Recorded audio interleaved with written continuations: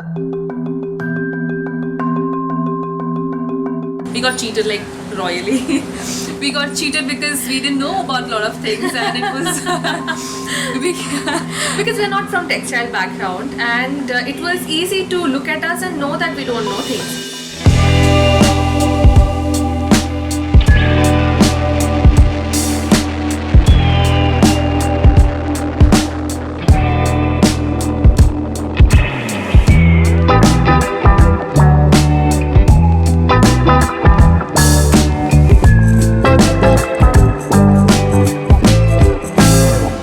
Hi guys, I am Sujata. I am Tanya Tan. So we have started Suta 4 years back, and it's been a long roller coaster ride for the both of us and the entire team actually with us.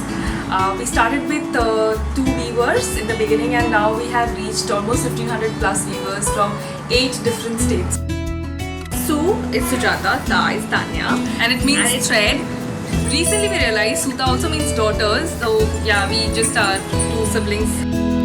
For us, fashion is timeless. The reason why we chose sari is because we feel sari is a sustainable wear in itself, because it doesn't depend on what size you are right now. The main idea why we started Suta is we wanted to create a social impact.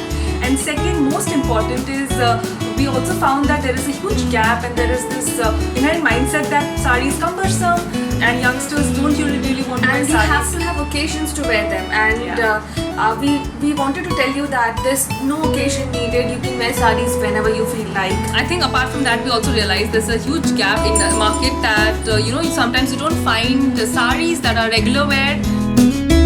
We are engineers and MBAs, and I was strategy consultant at IBM, and she was with the steel industry for 7 years. 7 years.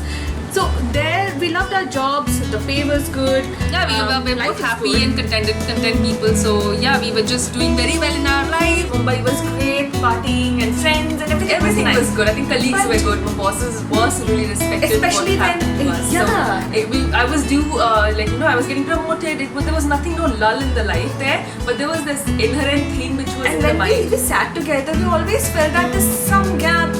Are we doing justice to our lives? Is this what we want to do when we really grow old? And look back and be really happy that we don't have any regrets. So there came the answer, and there came Suta.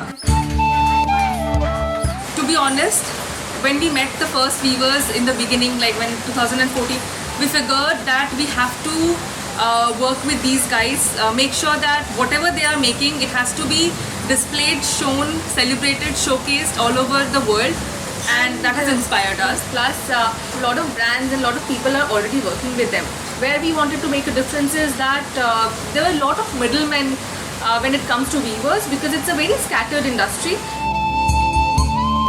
So we wanted to give them work directly, and so that they feel empowered and not wait for money. The uncertainty that is there in the weaving industry, we wanted to eradicate that completely. It's just sad because there is no constant employment or no constant supply of work, constant route of money coming to them, and that's why they leave it. And just also a little stop. technology which we can use to make this art form spread across the world, that is lacking somewhere where they are working. And if someone else is coming and taking advantage of that, that's really sad. So we wanted to work with them. We can provide them something, they can provide us something. So it's like It's like a win-win, yeah. It's like a win-win, and it's a mutually beautiful relationship that we are trying to develop. Also, I feel somehow that when we say that we are empowering them, sometimes it's the other way around. Also, they somehow unknowingly, knowingly, they are empowering us.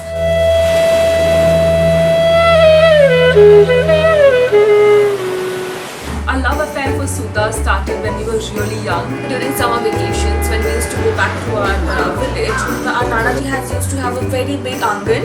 In the middle there's a huge thick lychee tree, and every other tree would surround it. So lychee tree had a jhula, and from all the lychee tree, all the ropes would go around, and there would Dida as a nani, so she would be hanging her saris.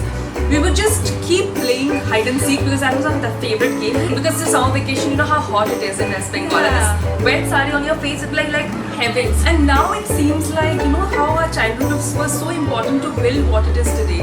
Our stories, our dreams are so inspired by what we have felt that time.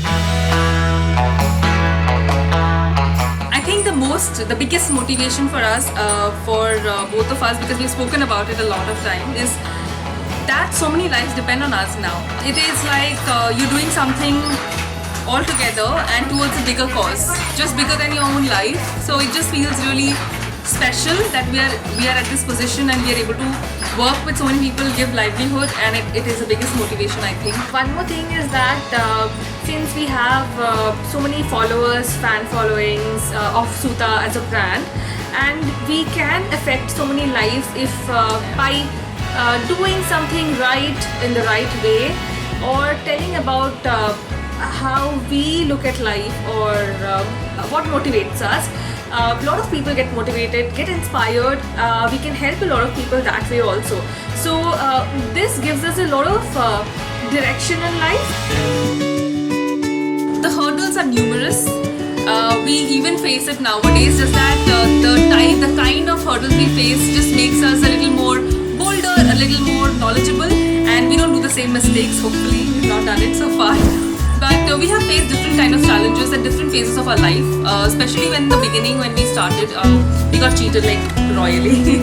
We got cheated because we didn't know about a lot of things, and it was Because we're not from textile background, and it was easy to look at us and know that we don't know things. Both of us knew about a lot of concepts, about a lot of theories, but when it came to actually practicality of it, we faltered a lot.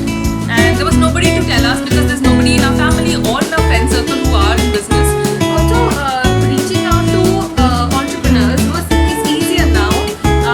For whatever reason, I don't know, but then when we reached out, we didn't get the right answers, or we were, shown the door.